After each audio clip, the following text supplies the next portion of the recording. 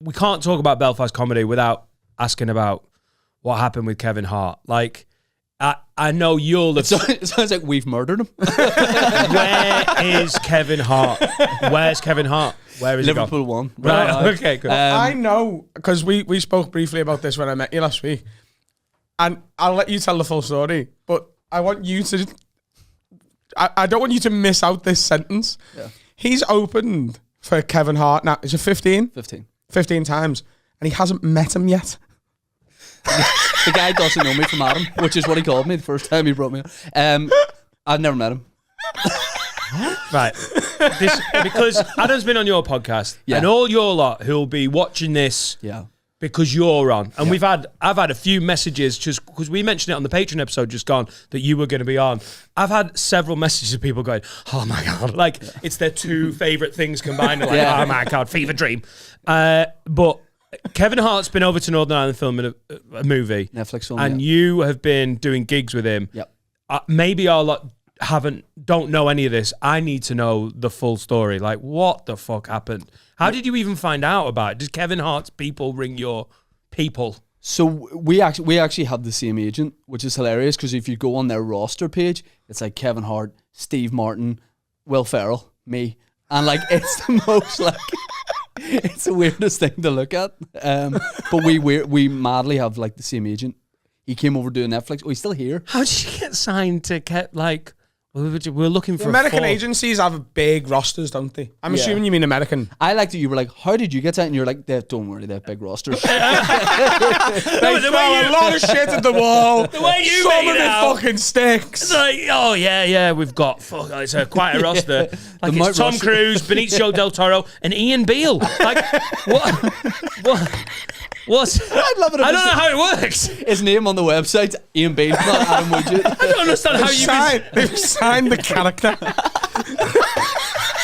Ian Beale. I thought that was not the actor. I thought that was the actor's name. Ian Beale's in the new series of Ozark. He's in the calf. Have you seen the calf scenes in Ozark? I honestly thought that was the actor's name. Fucking hate soaps. Oh, no, good effort, Dan. You fucking know.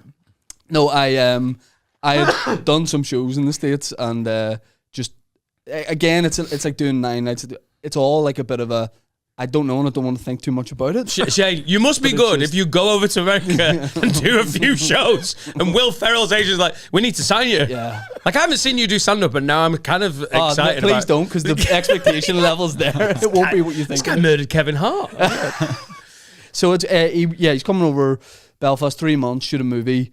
It's people shoot all the like they shot Game of Thrones, all these tax breaks, that kind of thing. And also, if you shoot in Belfast, like if you need anything, we can get it. You know what I mean? It's not too hard. Whatever it is you need, we'll get. No, and I mean anything. Right. Anything. Right. Easy to get. Yeah. A location. Okay.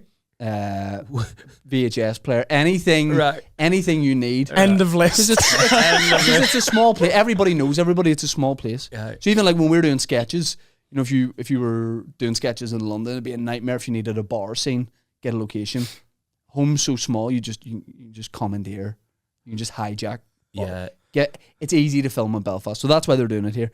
And then he apparently, because he's about to do. I love that list, by the way. I felt that list was going in a way darker direction. Like anything, I can get you anything. Yeah. VHS player, whatever you need. Tape, whatever you need. Right, cool. So he's doing the movie and getting ready. So he's there for 3 months. Do you know what movie it is? It's called Lift. Lift. Yeah. It's a heist movie. Couldn't get a fucking lift. It's about a taxi. They couldn't hide a lift in London or Philadelphia or New York. They're like, where can we get a lift? And one of Kevin Hart's boys was like, I know where we can get a lift. I can get motherfucking anything. Yeah, and I've Belfast. I know Ian Beale. I phoned our agent and I said, I just met Eddie at Liverpool 1. This is the guy to be the co-lead in Lift. It's just he didn't want the fare. It's Kevin Hart and Eddie just giving off. Loads of chemistry though. It's a heist movie. It's a heist movie. Yeah, because The Rock's busy now, so we've just got Eddie. These two. One's a miserable cunt Scouse taxi driver. Is Kevin doing the heist, or is he the bank clerk? I don't know. I don't know too much about it. What? What do you mean? What do you mean? What do you mean? What do I mean? What do you mean Kevin Hart's playing the bank clerk? Yeah, he works in NatWest. In Belfast? Well, is he not set in Belfast, is it? I thought you were querying whether we had banks in Belfast. No, just a guy with a notebook. Query whether you have Philadelphia black American guys working in NatWest or Ulster Bank. What makes them more interesting? Obviously, Kevin Hart's the lead in the movie. Yeah. But I would rather watch him be the bank clerk who saves the day than be the guy who does the heist. I'd rather watch Kevin Hart being like, I'm not giving you my motherfucking money. I haven't heard him talk for a while. You nearly did American Jew again. Oh my God. You want all this money? Oh, but I'm just a lowly Belfast teller in the fucking NatWest. Oh my God. Thank you, Chris. Thank you. Could you be less racist? Just. I don't even think we have NatWest. No, you don't. That sounds really, now I actually think about what National Westminster sounds like. Yeah, it doesn't sound like someone's going to do very well in Belfast.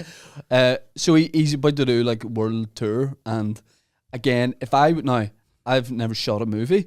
If I did and I was going to be somewhere for 3 months, I would park stand up. Maybe I'd do some spots. Yeah. He's like, every night, why don't I just do gigs in Belfast? Two very like small crowd, different size of crowds. And most days, there was a while where like Thursday, Friday, Saturday, Sunday, he'd film 7 a.m., 7 p.m., have dinner, run the show. And he wanted to do 30 shows. We've done 15. I think there might be more. He's doing some arena shows, Belfast, Dublin. And it's wild because if you're doing support, you show up, you open, you do 15 minutes. There's a break, short break. There didn't used to be a break. And then you bring him on, but he arrives after it's started just because he has, like, he would be, obviously, sometimes you get mobbed at a show. If you're him, you're not going to make it to the stage. So it's an in and out kind of thing. The small shows are the one, because I get it. Like, if he's over and he's like, cool, can we run some big gigs at like an opera house or anything? That makes sense to me. It's the Kevin Hart turning up to the Seats 50 gig in Belfast somewhere. Yeah, Limelight. He's literally, and Limelight is somewhere where like people go on nights out, students love it. It's a nightclub that they put shows in as well. Yeah, isn't it? It's a proper multi-purpose venue. Yeah. They do funerals September 3rd. Nightingale.com. And it's like, and I'm a fan. So, and I didn't know what to expect seeing it in this environment, in this size. The fact that he's just working out. I said to you, it's my favorite hour of his since Laugh at My Pain, since one of the early ones. It is phenomenal, and to watch it every night. At the start, I was like, maybe I'll watch a few of them and then I'll just go home after my set.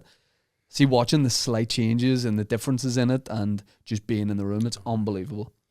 So I'm a Kevin Hart fan from the early days. Yeah. Now, the last 3 things he's brought out, I'm like, saw him live 7 years ago, in an arena, disappointing. Didn't think it was great. Some really good bits that then I don't think he landed that well. Being critical as a comic. Yeah. Everyone in the room fucking loved it. Yeah. My wife loved it. It was just me being a comic, like, it was all right.